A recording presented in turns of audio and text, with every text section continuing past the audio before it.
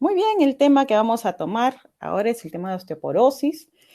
Primero tenemos que conocer qué es la osteoporosis, porque muchas veces ocurre de que nuestros pacientes se confunden mucho con los temas osteoporosis, artrosis, artritis.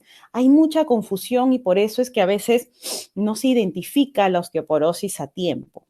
La osteoporosis, ¿qué es? Es una enfermedad sistémica, que quiere decir que va a atacar a todo el cuerpo, ¿ok? Que se caracteriza por una disminución de la masa ósea y un deterioro de la arquitectura del hueso. Yo sé que esto suena como que muy rembombante, pero vamos a verlo en algunas, en esta imagen. ¿Ok? Cuando nosotros vemos, este es un huesito normal, ¿ok? Dentro del hueso hay como una arquitectura del hueso, ¿no? Que esta arquitectura se pierde, se daña y disminuye la masa ósea en un paciente con osteoporosis. ¿A qué condiciona esto? A que nuestros pacientes tengan un mayor riesgo de tener una fractura, ya que ese huesito está más frágil, ¿ok? Entonces, la osteoporosis es aquella condición que hace de que nuestro hueso pierda masa ósea y, por tanto, nuestros pacientes tengan un aumento de riesgo de fractura, ¿ok?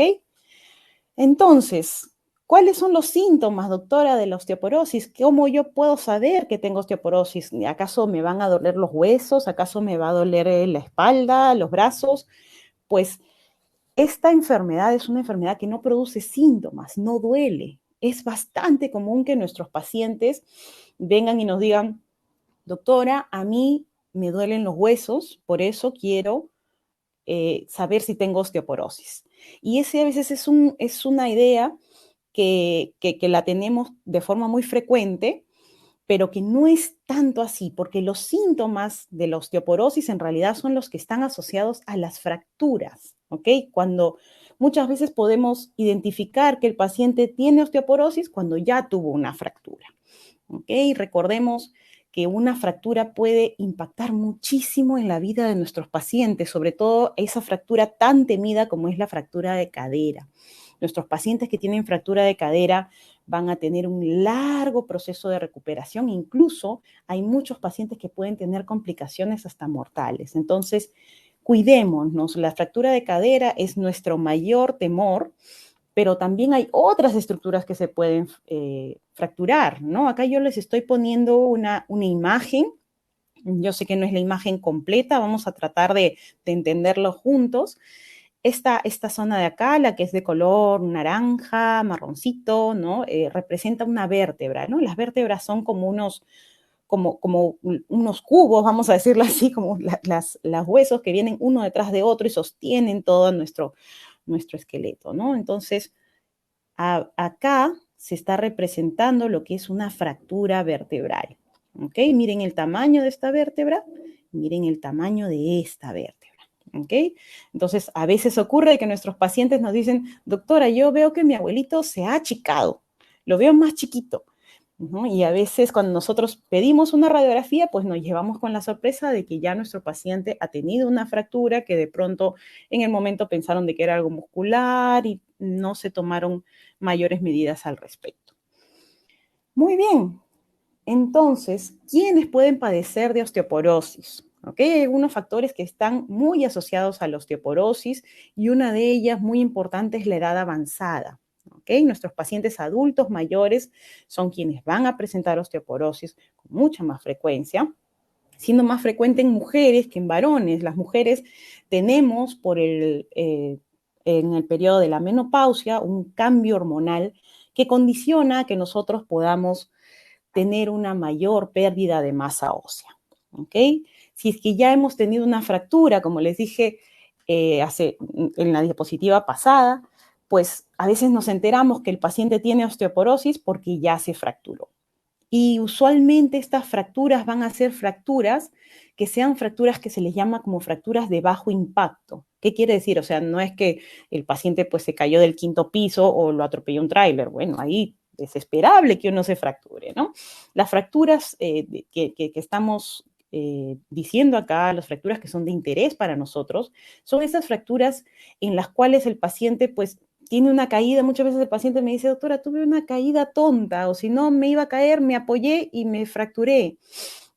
¿no? Esas fracturas que uno a veces no las comprende porque son con un golpe muy bajito y que pueden condicionar a que el paciente ya tenga una fractura. Antecedentes familiares de fractura de cadera, ¿no? Hay que preguntarle a nuestros pacientes, bueno, su papá, su mamá, ¿tuvo alguna vez una fractura de cadera? Más que nada por el componente genético que puede haber, ¿no? Algunas enfermedades, el hipogonadismo es una enfermedad en la cual hay una producción inadecuada de hormonas sexuales, entonces, como lo dijimos también, el tema hormonal juega un papel muy importante en la presencia de la osteoporosis, ¿no? Nuestros pacientes con diabetes, con artritis reumatoide, nuestros pacientes inmovilizados, a veces tenemos nuestros pacientes adultos mayores que de pronto por alguna condición médica están postrados, están en una condición en la cual no hacen mucha actividad física, pues pueden tener, o mejor dicho, tienen una mayor chance de tener osteoporosis, ¿no? Algunos tratamientos, medicamentos, ¿no? Los glucocorticoides, por ejemplo, o los tratamientos hormonales, que también se asocian a la presencia de osteoporosis. Hay otros factores también importantes y acá quiero que tengamos una, una especial atención porque hay algunas otras condiciones que de repente muchas de las personas lo practican en su día a día, ¿no? Por ejemplo, el consumo de estos medicamentos que se llaman inhibidores de bomba de protones, ahí está el famoso omeprazol. Son medicamentos que pueden condicionar a que nuestros pacientes tengan osteoporosis, ¿no? Y acá lo menciono porque es muy común que nuestros pacientes se automediquen muchas veces con este tipo de medicamentos y tenemos pacientes que han usado un omeprazol en ayunas durante años de años y pues lo tomaban obviamente con la mejor de las intenciones, pero tenemos que conocer de que tiene un efecto secundario a nivel del hueso y por eso es importante de que estos fármacos se usen siempre bajo una indicación médica, ¿ok? Algunos otros fármacos, los anticonvulsivantes, los antirretrovirales, ¿no? Los fármacos que se usan, por ejemplo, en el VIH, pueden también condicionar a que el paciente tenga osteoporosis. Algunos hábitos como el alcohol, el tabaco y algunas condiciones médicas, ¿no? Cuando hay el hiperparatiroidismo, el hipertiroidismo, como les mencioné, el tema hormonal juega un rol muy importante en la presencia de osteoporosis, el déficit de vitamina D o el déficit de calcio también en la dieta son importantes como unos factores asociados a la presencia de osteoporosis. ¿Ok? Entonces, vamos a ver cómo se diagnostica. Nosotros para diagnosticar la osteoporosis tenemos que pedir una prueba que es la densitometría ósea. ¿Ok? La densitometría ósea es una prueba que se hace de forma ambulatoria, en realidad es una prueba bastante inocua. Esta prueba, la densitometría, lo que nos ayuda es a cuantificar la densidad del hueso, ¿ok?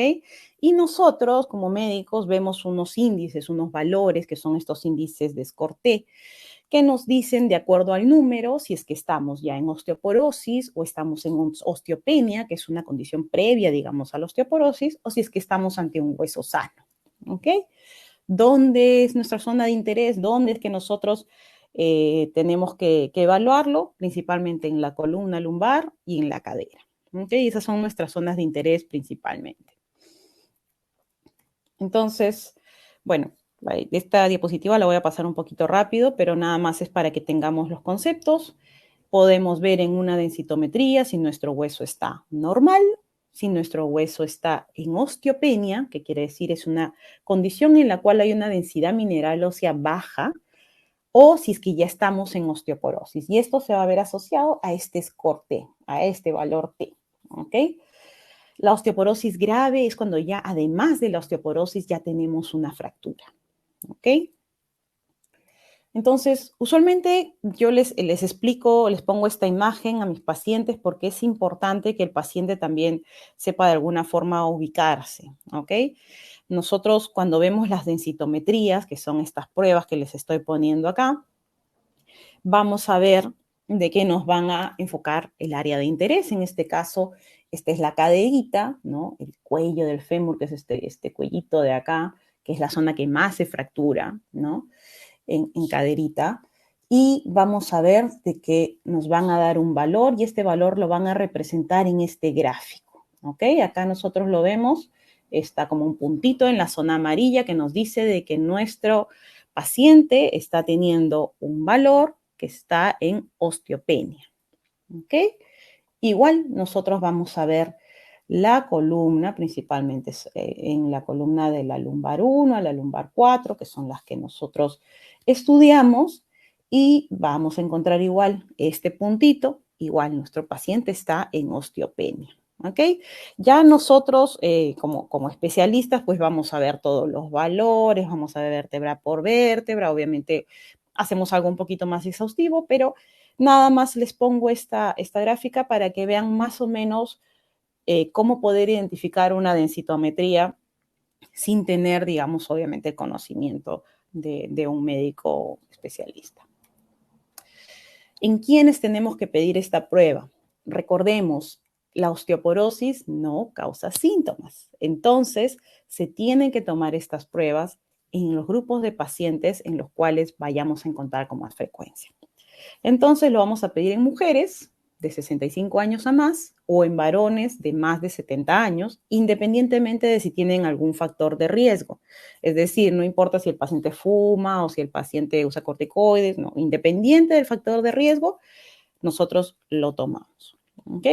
En las mujeres posmenopáusicas que sean más jóvenes, es decir, una mujer que tenga 59 años, 58 años, 60 años, pero que además tengan algún riesgo de fractura.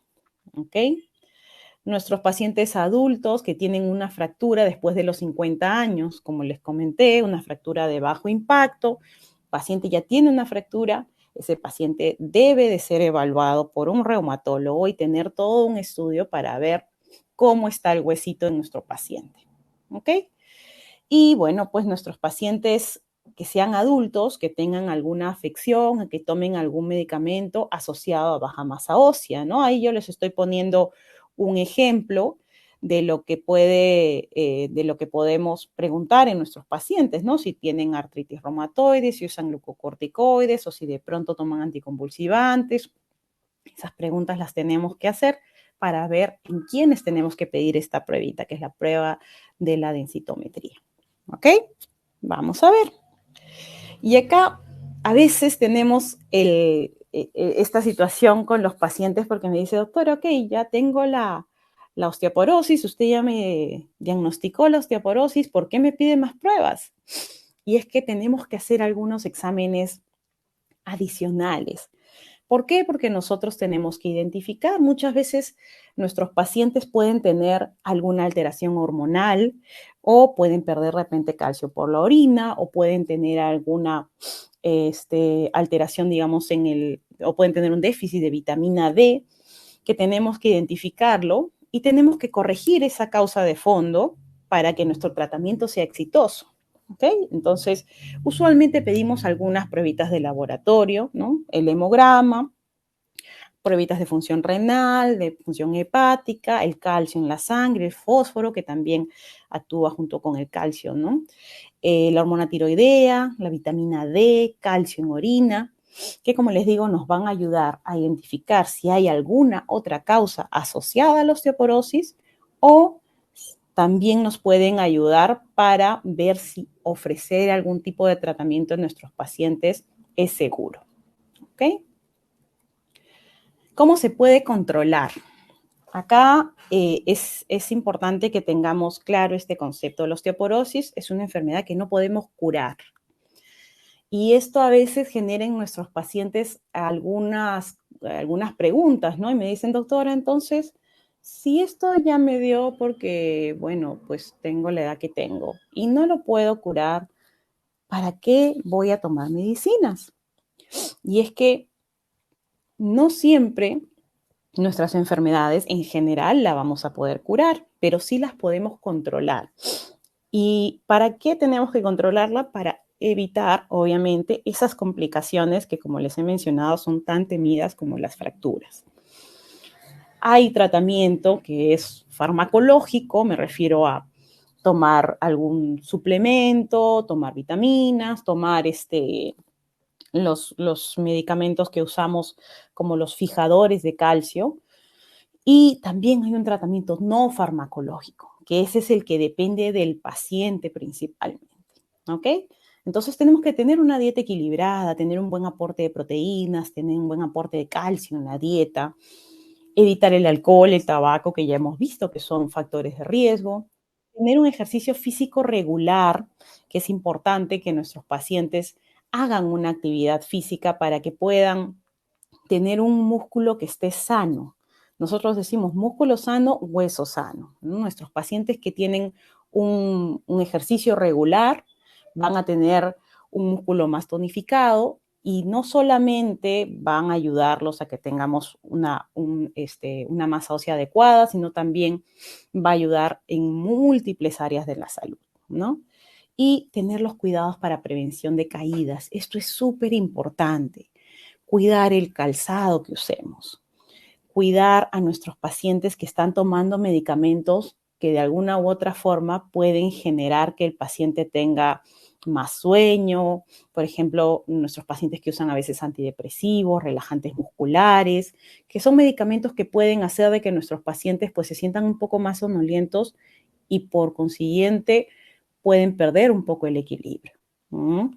Pacientes que de pronto tengan algún problema físico que les impida pues de alguna forma tener mucha solidez al momento de desplazarse y pues cuidar, obviamente, ahora que está lloviendo, tenemos que cuidar a nuestros pacientes adultos mayores en la calle para que no se resbalen, para que no se caigan, igual en casa, cuando trapeamos, cuando echamos cera, tener los cuidados con nuestros pacientes adultos mayores, sobre todo no poner, a veces ponemos unos trapitos, a veces ponemos trapitos en la puerta de la casa, ¿no? Que no tienen pues un pisito de jeve y pues también nuestros pacientes pueden tener caídas. La prevención de caídas es muy importante, ¿ok? Entonces, hay fuentes alimenticias de calcio, ¿no? Muchas veces nuestros pacientes nos dicen, es que no me gusta tomar leche, no me gusta el yogur, no me gusta el queso. Bueno, tenemos productos lácteos, pero también tenemos otros productos, ¿no? O sea, en los productos lácteos ya los conocemos, ¿no? La leche, el yogur, el queso.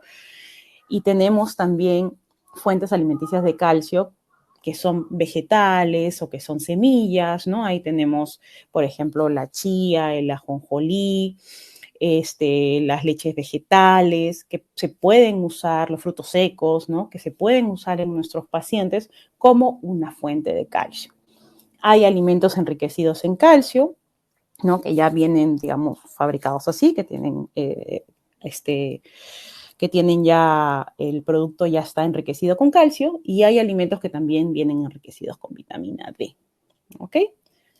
Entonces, con respecto al calcio y a la vitamina D que tenemos que darle como aporte a nuestros pacientes, se espera de que aportemos al paciente una dosis de vitamina D entre 800 a 1200 unidades al día. Se espera siempre tener valores mayores a 30 nanogramos por mililitro cuando hacemos un dosaje de vitamina D y un aporte de calcio que vaya entre 1000 y 1200 miligramos al día. ¿Ok?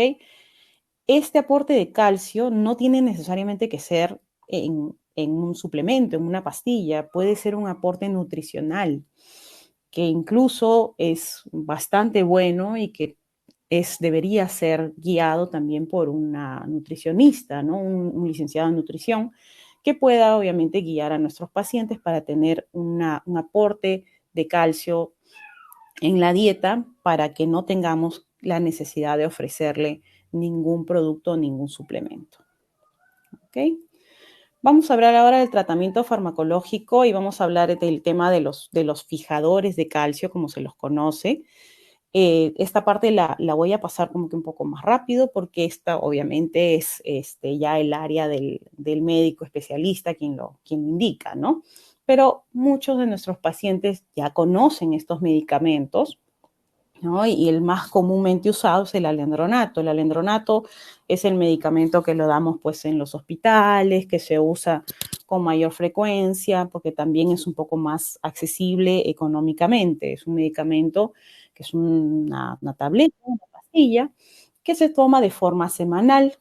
Usualmente nosotros vamos a dar una pastillita a la semana El paciente tiene que estar en ayunas, tiene que tomar bastante agüita y le pedimos al paciente que no se recueste durante al menos media hora. Es decir, si el paciente ya está despierto, está tomando su agüita, está en ayunas, bueno, pues que tome el medicamento y después se quede sentado o parado haciendo sus cositas, pero ya no recostarse nuevamente.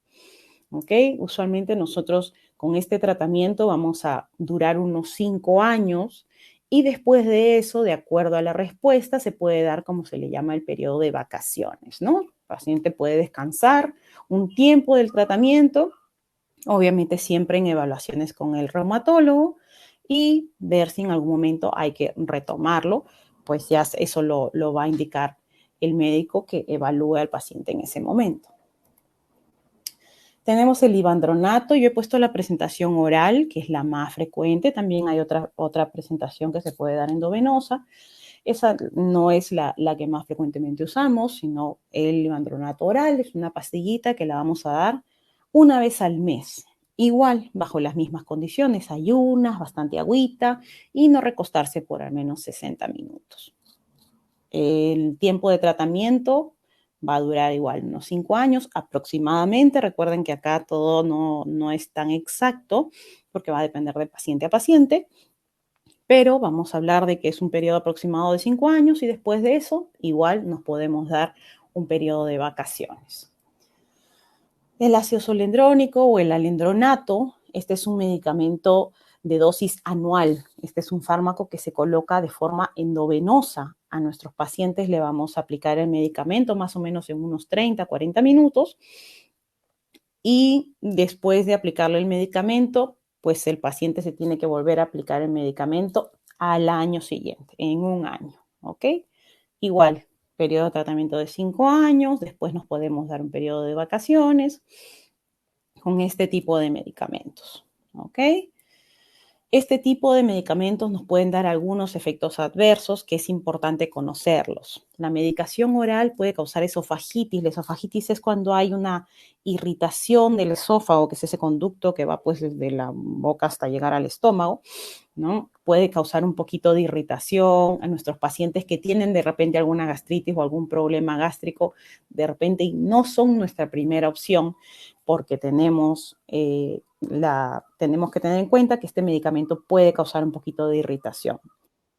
En nuestros pacientes que se colocan el zoledronato, que es el ácido zoledrónico, pueden presentar después de la administración del medicamento, pues un cuadro como si tuviera una gripe, ¿no? A veces nuestros pacientes nos dicen, doctora, sentía que me dolía el cuerpo, me sentía cansado, me sentía como cuando tengo una gripe.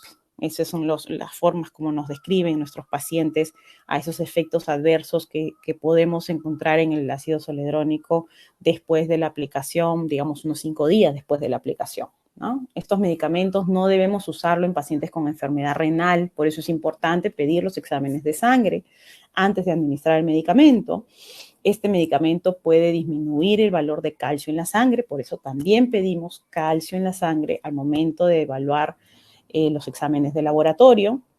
De forma muy infrecuente, y lo menciono acá, hay una osteonecrosis mandibular, que quiere decir que podemos tener necrosis o muerte de las células que están, digamos, en la encía después de que se ha realizado una extracción dental o después de que se ha hecho un implante dental. Por eso es importante, si es que usted es un paciente que está recibiendo alguno de los medicamentos que he mencionado y tiene que ir al odontólogo, pues dígalo en el momento en que el doctor lo esté examinando, ¿no? Le va a decir, doctor, yo por si acaso uso este medicamento, me lo apliqué en tal fecha, para que el odontólogo tenga en cuenta este dato antes de realizar algún procedimiento. El denosumab es otro tipo de fármaco. Este es un fármaco que se aplica de forma subcutánea, es decir, como si fuera una vacunita, vamos a decirlo así. Se puede aplicar en la parte del abdomen, en los muslos, se aplica de forma subcutánea cada 6 meses y este tratamiento sí tiene que ser continuo. En este tipo de medicamentos no nos podemos dar un periodo de vacaciones como con los anteriores, porque tenemos el riesgo de que aquella densidad ósea que hemos ganado la perdamos. ¿Ok? Este medicamento se administra cada 6 meses de forma subcutánea.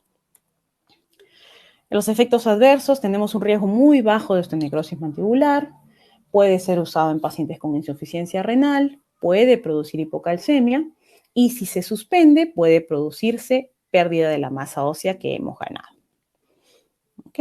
Entonces, bueno, siempre la recomendación, les pongo acá un poquito la información, las revistas de las cuales saqué esta presentación y lo pongo acá porque muchas veces nuestros pacientes ponen ahí en Doctor Google la información que a veces no es información tan exacta, entonces siempre por favor consúltelo con su médico, no se automedique, no tomen medicamentos porque de pronto un familiar los está tomando. Siempre los médicos vamos a tener que trabajar basados en la evidencia y por eso es que les ofrecemos los medicamentos que les ofrecemos. ¿Ok? Y pues muchas gracias a ustedes por su paciencia. Muchas gracias, Carlos, por invitarme. Y no sé si hay alguna pregunta. Gracias, mi estimada Andrea. De verdad que he escuchado tu charla de pe a pa y fue muy, muy buena. Siempre, como tú dices, como tú me dijiste ahí, la docencia, la capacidad de poder hablar y mostrar esos temas es importante. Pero yo creo que este tema da para más, así que vamos a hacer que primero respondemos las preguntas del público. Yo tengo un par de preguntas, pero lo dejo para en algún momento que haya una pausita. Ok. Nos dice todos buenas noches, a todos los que nos han escrito buenas noches, de verdad. Y acá María García Fernández nos hace una pregunta interesantísima. Ajá. ¿Una persona joven puede tener osteoporosis? En realidad, cuando nosotros estamos hablando de un paciente joven, no decimos osteoporosis, sino decimos una masa ósea disminuida para la edad. Y es una forma diferente de abordarlo. Pero sí, podemos tener pacientes que tengan masa ósea baja para la edad y muchas veces se asocia a condiciones como lo mencioné, uso de corticoides, sedentarismo, pacientes que de repente están postraditos, pacientes que de repente tengan alguna otra condición médica que haga de que nuestros pacientes tengan esta disminución ósea, esta disminución de la densidad mineral ósea para la edad. No se llama osteoporosis, pero sí podemos encontrar estas condiciones en nuestros pacientes más jóvenes. Ok, perfecto. Uh-huh. Y por acá, bueno, buenas noches a todos, de verdad que por acá dice una pregunta también. Hilda, ¿una persona con osteopenia puede llegar a sufrir de osteoporosis o ya se queda en ese diagnóstico? Pues nuestros pacientes con osteopenia hay que hacerles el seguimiento porque muy probablemente vayan a llegar a la osteoporosis si es que nosotros no tomamos alguna medida en el momento, ¿no? En muchos pacientes con osteopenia tenemos que hacer el estudio de cuál es el riesgo de fractura de ese paciente, ¿no? O si ya el paciente ha tenido una fractura. Porque a veces pensamos, no tiene osteopenia, no hay que hacer nada, cuando en realidad tenemos que estudiar bien a este paciente y ver si nuestro paciente hay que darle un aporte de vitamina D, un aporte de calcio o de pronto ya hay que tratarlo como una osteoporosis. Nuestros pacientes que tienen osteopenia y que además tienen una fractura, que les decimos una fractura de bajo impacto, tienen que ser tratados como una osteoporosis. Entonces, nuestros pacientes con osteopenia pueden llegar a la osteoporosis, sí, pueden llegar a la osteoporosis y por eso es que es importante hacer el seguimiento de nuestros pacientes. Perfecto, muy bien. Mientras van cayendo las preguntas por ahí, yo tengo una pregunta curiosa, no sé si curiosa, pero tiembla, es una pregunta. Ya. Siempre, a veces he escuchado en algunos sitios, en algunos lugares de Lima o en provincias, Ajá. hoy día, señora, gran campaña de descarte de osteoporosis. Y cuando te hacen es una prueba diferente a la de sintometría ósea estándar, que tienes que echarte una camilla, solamente te ponen el tobillito o es la muñeca. Uh-huh. Y te dicen, señora, vaya a su médico porque tiene osteoporosis o te dicen que está normal. ¿Esas pruebas sirven esas pruebas las de las campañas? Cuando hacemos las campañas, estas pruebas que se hacen en realidad no son pruebas tan precisas, ¿ok? Pero de alguna forma ayudan a identificar quién tiene un hueso sano y quién no. Entonces, yo no puedo dejar un tratamiento solamente con una densitometría de talón. Una densitometría de campaña no me va a servir para dejar el tratamiento. Me va a servir solamente para identificar a qué pacientes le tengo que pedir una densitometría ósea completa, exámenes de sangre, y aquí en pacientes decirle, ¿sabe qué, señora? De acá a un tiempo, por favor, se va a hacer su evaluación. En este momento está todo aparentemente bien. Entonces, no me va a servir para tomar una acción farmacológica, vamos a decirlo así, pero sí me va a servir para identificar en quiénes tengo que estudiar la osteoporosis. Ok, Uh -huh. perfecto, muy bien. Bueno, acá me lo han puesto con nombre comercial, pero dice, doctora, ¿es bueno tomar Osteobiflex? Lo he tenido que buscar ahorita en San Google, que ¿Ya? básicamente es glucosamina. A ver, acá, como lo mencioné al principio, nuestros pacientes pueden confundir muchas veces estos términos, ¿no? La glucosamina, palta y soya, curcumina, se usan en la artrosis, ¿ok? En la osteoporosis, principalmente nos vamos a basar en suplementos que tengan calcio, vitamina D. Son esos los suplementos que van a usar, ¿no? La glucosamina nos va a servir, pero para otro tipo de condiciones, ¿no? Igual la glucosamina es un suplemento. Y hago este paréntesis, yo sé que no está dentro de la charla, pero los suplementos son algunos productos que podemos usar en nuestros pacientes, pero que no tienen una evidencia científica pues tan robusta, ¿ok? Tienen estudios, sí, tienen estudios, pero una evidencia científica tan robusta no tenemos. Entonces, no es que sea la maravilla, no es que tengamos que endeudarnos para comprarnos colágeno, glucosamina o alguno de estos productos, ¿no?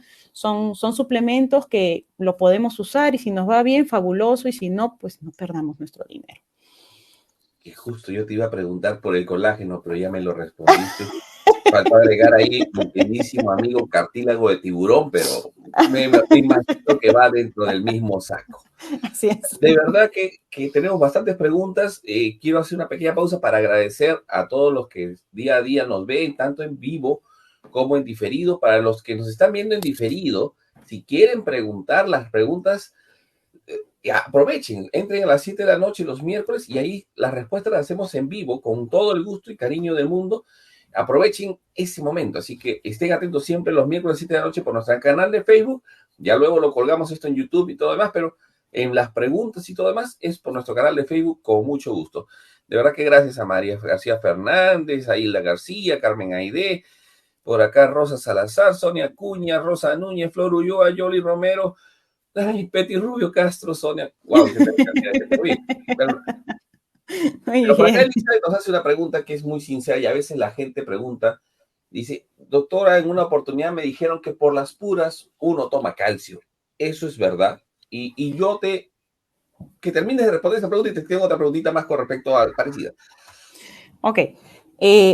Bueno, si no tenemos una indicación para tomar calcio, pues no deberíamos tomarlo, ¿no? Muchas veces el calcio, así como puse el ejemplo del omeprazol, también es tomado por los pacientes como de forma espontánea, ¿no? Sin ninguna indicación médica. Entonces, a veces tengo pacientes que tienen, no sé, 20 años y están tomando calcio, ¿no? Y no tienen ningún factor de riesgo, no tienen nada, pero lo toman porque le dijeron que era bueno. Entonces, el calcio, la vitamina D, los fijadores de calcio tienen una indicación. Entonces, esa indicación debe ser dada por un médico, ¿no? En este caso, bueno, en el Perú usualmente somos los reumatólogos los que atendemos la osteoporosis, entonces sería ideal tener una evaluación previa antes de tomar el calcio, ¿no? Y entonces yo aprovecho para meter mi pregunta. A Y ver. es cierto que si tomo calcio voy a formar cálculos renales. Por eso no quiero tomar calcio, doctora, porque voy a formar piedras. O yo he formado piedras en algún momento. O tengo piedras en la vesícula. Con respecto al calcio, tenemos diferentes tipos de calcio, ¿ok? Tenemos el calcio carbonato, que es el que sí está asociado a la formación de litiasis, y tenemos el calcio citrato, que ese es, digamos, un poco más seguro y que lo podemos usar con más tranquilidad en nuestros pacientes. Ok, Ujú, perfecto. Y me perdí. Ah, claro, ya está. Por acá, a ver, yo le hice, doctora, yo tengo osteoporosis. Me hacen cada cierto tiempo la densitometría ósea. Tomaba ujú. vitamina D, pero ya me la suspendieron. ¿La osteoporosis avanzará? Bueno, en realidad no tengo mucha información sobre nuestra paciente, pero en general nuestros pacientes que tienen osteoporosis, como les digo, es una enfermedad que no se cura, ¿ok? Entonces es importante que el paciente tenga un tratamiento, ¿no? Pero también, como lo mencioné también durante la presentación, hay ciertos medicamentos con los que nos podemos dar esos periodos de vacaciones y son medicamentos que se quedan como que depositados en el cuerpo, ¿no? Entonces, no sé si es que de pronto nuestra paciente ya haya estado recibiendo de pronto un bifosfonato, que son estos conocidos como fijadores de calcio, ¿no? Y de pronto su médico ha decidido ya suspenderle el tratamiento, ¿no? Con respecto a lo de la vitamina D, pues a veces nos olvidamos, y esto también es importante, hacerle un interrogatorio al paciente de cómo es su dieta, porque de pronto tenemos un paciente que ya consume el aporte suficiente de calcio en la dieta, entonces no tenemos necesidad de darle algo más, ¿no? Eh, como le digo, no tengo mayor información sobre nuestra paciente, pero a grandes rasgos esta es una información que podría ayudarla, ¿no? Y yo más bien tengo una pregunta, aprovechando la pregunta de nuestra amiga Yoli. ¿Y cada cuánto tiempo hay que hacernos la densitometría ósea? Usualmente se piden, o sea, si es que no encontramos nada cada 2 años, si es que el paciente está en tratamiento, lo ideal sería hacerlo máximo cada 2 años. Yo lo pido de forma anual y es porque más que nada me va a servir también para ver cuál es la respuesta al tratamiento. Porque hay pacientes que de pronto toman el tratamiento durante un año, hacemos la densitometría control y vemos de que el paciente no mejoró, sino que más bien empeoró. Entonces, en este tipo de pacientes, a veces hay que echarnos a buscar si es que por ahí alguna prueba de laboratorio no se realizó. De repente es una paciente que tiene problemas de paratiroides o tiene de repente pierde calcio por la orina, ¿no? Y si todo está ok, pues de pronto ya hay que cambiar el tratamiento en este paciente. Entonces, yo, como le digo, lo indico cada año y usualmente los reumatólogos nos manejamos así, ¿no? Pero al menos cada 2 años. Ok, como más de Uh cada -huh, 2 años, perfecto. uh -huh. Rosita Núñez, le respondimos su pregunta, sin querer le gané, le hice, yo, le hice la pregunta, pero que era justamente si el tomar el calcio hacía mal a los riñones, justamente esa era la duda. Es Y el por flujo acá, de calcio. Amada Uh Orla nos pregunta, dice, doctora, yo tengo osteoporosis en la columna y en la cadera, -huh. Ok, y me recetaron calcio. ok. ¿Necesito tomar primero el fijador? ¿Primero tomo el calcio? ¿Cómo sería el orden? Usualmente nuestros pacientes, bueno, yo te digo como yo manejo mi consulta, ¿no? Nuestros pacientes inicialmente, cuando ya tenemos el diagnóstico de la osteoporosis, le dejamos de manera inicial calcio o vitamina D o calcio más vitamina D y después iniciamos el fijador de calcio. ¿Por qué? Porque en nuestros pacientes, ¿qué es lo que hace un fijador de calcio? Vamos a decirlo de forma muy simple para que todos lo podamos entender. El fijador de calcio lo que hace es que el calcio que está ingiriendo un paciente, que está consumiendo un paciente, pues no se vaya ni a la orina ni a las heces, se vaya al hueso. ¿Ok? Entonces, es importante que de manera inicial demos un aporte de calcio y después ya damos el fijador de calcio, ¿no? Yo, como te digo, en mi práctica usualmente les digo a los pacientes, ok, señora, usted tiene osteoporosis, vaya tomando calcio, vaya tomando vitamina D, mientras se va haciendo estos exámenes. Y usualmente pasan un par de semanitas hasta que el paciente regresa con todo y ahí en ese momento ya indicamos el fijador de calcio, ¿no? Y es porque primero tenemos que dar el suplemento y después ya damos el fijador. Ok, perfecto. Uh -huh, Y tengo una pregunta, porque me ha pasado a mí que uh tengo -huh, pacientes a quienes yo les indico calcio, uh -huh. diferente tipo, pero les Ok. estriñe mucho. Doctor, no me dé esa pastilla. porque usted me cura de los huesos, pero me aparecen las hemorroides o tengo muchísima dificultad que ni con pitahaya lo soluciono. Así es. ¿Es Es, factible solo dar el fijador en un paciente con osteoporosis y leche, queso, podría ser suficiente? en estos pacientes, usualmente ahí nos apoyamos de la vitamina D. La vitamina D lo que hace en el cuerpo es ayudar a que el calcio se absorba, ¿no? Entonces, en estos pacientes damos vitamina D y lo derivamos también al área de nutrición para que le haga una dieta que pueda darle el aporte de calcio que necesita, ¿no? Darle solamente el fijador en nuestros pacientes, como lo mencioné, el fijador solito puede bajar el calcio. Entonces, si de pronto ya teníamos un paciente con un valor de calcio ahí en el límite, le damos el fijador, le va a bajar el calcio y podemos tener algunos efectos adversos que estén asociados al uso del fijador. Pregunta inocente. ¿Y tengo que tomar refuerzo de magnesio?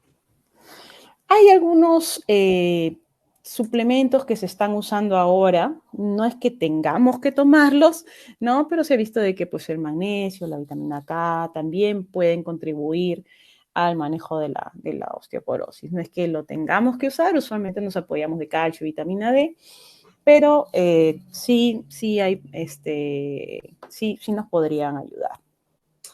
Ok, perfecto, mi estimada Andrea. Me acabo de dar cuenta que ¿por qué veo tan borroso? Y me acabo de dar cuenta que mis lentes no sé dónde los he dejado. Estimada Andrea, de verdad que ha sido una excelente charla sobre osteoporosis para todos los que deseen una consulta o saber más información de la doctora Andrea. Abajito está pasando el teléfono donde pueden llamar o escribir para que nuestra secretaria les pueda dar la información de la doctora Andrea. Más bien, Andreita, un favor enorme, tus palabras así resumen, cierre, como dice, una capsulita al corazón para que la gente le dé importancia a los huesos, porque es cierto, una fractura puede significar la diferencia entre tener una vida de calidad y una vida muy mala o simplemente morirse. Entonces, las fracturas no son o la osteoporosis no es para jugar. Así es. La osteoporosis es una enfermedad que puede tener consecuencias muy severas, ¿no? Estamos hablando de las fracturas, la fractura de cadera, que es aquella fractura a la que le tenemos tanto miedo, puede complicar mucho la vida de un paciente. Recordemos de que esta enfermedad no nos va a dar síntomas, entonces es importante que si tenemos un paciente adulto mayor en casa, tiene que pasar una evaluación por un reumatólogo, tiene que pasar un estudio de la densidad mineral ósea en nuestros pacientes para que podamos identificar si es que estamos o no ante una osteoporosis y tratarla y manejarla a tiempo. No esperemos de que después de que el paciente se fracturó, recién nos pongamos a ver qué pasó con ese huesito, ¿no? Y a veces vemos un paciente que ya viene con una fractura, vemos la densitometría y sí, pues estamos ante una osteoporosis que de pronto si lo hubiéramos tratado antes, no hubiéramos llegado a esa fracturita que puede de alguna forma complicar mucho la vida de nuestros pacientes, ¿no? Nuestros pacientes adultos mayores merecen una calidad de vida adecuada y está también dentro de ellas el evitar que nuestros pacientes tengan una fractura que pueda impactar en su día a día. Yo quiero agradecerte, Carlos, por la oportunidad de conversar contigo, con tu público. Siempre es un gusto venir a conversar contigo. Y pues bueno, cualquier cosa, estoy a su disposición. Gracias, mi estimada Andrea. Y con todos ustedes, no se olviden que esta charla queda grabada aquí en nuestra página de Facebook, pasa también a YouTube. Y si les ha parecido interesante y quieren ayudar a más gente, compártanla, compártanla. Y no se olviden que los miércoles a las 7 de la noche tenemos siempre nuestras charlas en vivo para poder conversar con ustedes y responder las preguntas que ustedes quieran sobre el tema, sobre el tema. Así que un abrazo enorme a todos ustedes y nos vemos hasta el miércoles a las 7 de la noche. Un abrazo. Gracias, Andreita. Un abrazo. Buenas Chao, noches. gracias también. Buenas noches.